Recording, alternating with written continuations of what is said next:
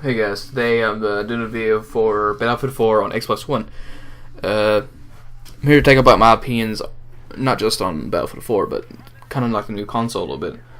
Well, one thing you should probably know, it came out, I want to say this weekend, not this weekend, but last weekend. And I got it on launch day, and I've been playing it pretty much 24/7. Well, not 24/7, I do have to sleep. But Battlefield 4 is the only game I have for it besides the trial for Killer Instinct.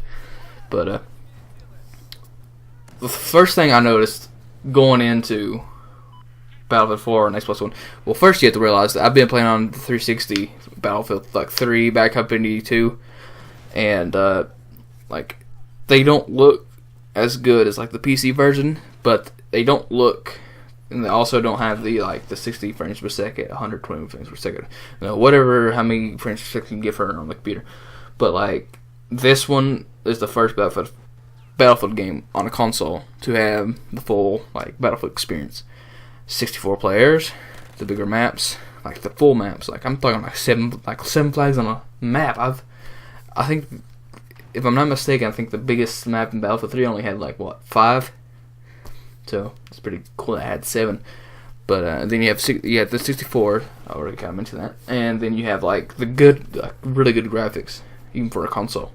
And then you have the 60 frames per second.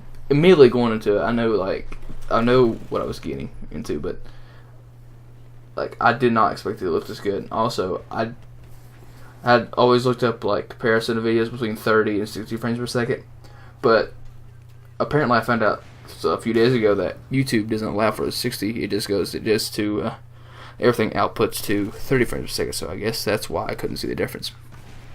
So I finally got to see 60 frames, and it is a huge difference. I did not understand how much the difference was going to be, but I am already kind of spoiled. I do not want to go back to any game on my 360 just because this. Why would I? This has pretty much everything that I would want in a first-person shooter. So that's saying, this is my game of the year, in my opinion. Probably because it's also much because I've yet to get another Xbox One game, so I'm kind of stuck with Battlefield 4 at the moment, which is definitely not a bad thing because I'm enjoying my time with it, and I'm having fun ranking up and all that stuff, and I can't stress enough. I'm really enjoying it, and I really get what all these PC elitists have been saying all these years. Is, oh, we're better than you. But I didn't get into that, but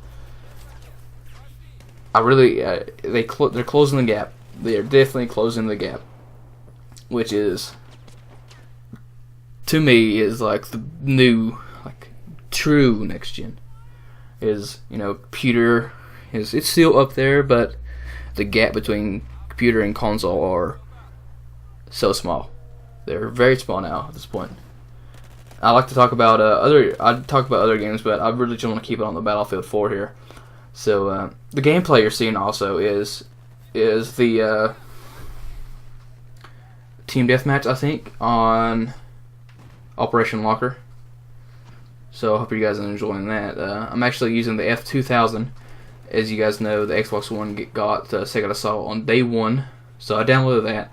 I spent 2 days just trying to get that gun, because I think just because the new map pack came out, that it was going to have some glitches. So I had to do all the requirements for it in one match. It's actually pretty tough. You got to get 1 assault rifle ribbon, 2 kill assist ribbons, and you have to have 10 kills inside the Metro, which is, if you don't know, Operation Metro is one of the maps that was brought back in Second Assault, and you have to get 10 kills inside the building, not outside, not in the streets part of the level. You can't do that, or in the outside, the first stage of Rush. You can't do that, which is actually harder than you think. The 10 kills was easy, and the assault rifle was easy, but the 10 assist kills, not a kill, so the 10 kill assists is is actually tougher because, well, I'm saying 10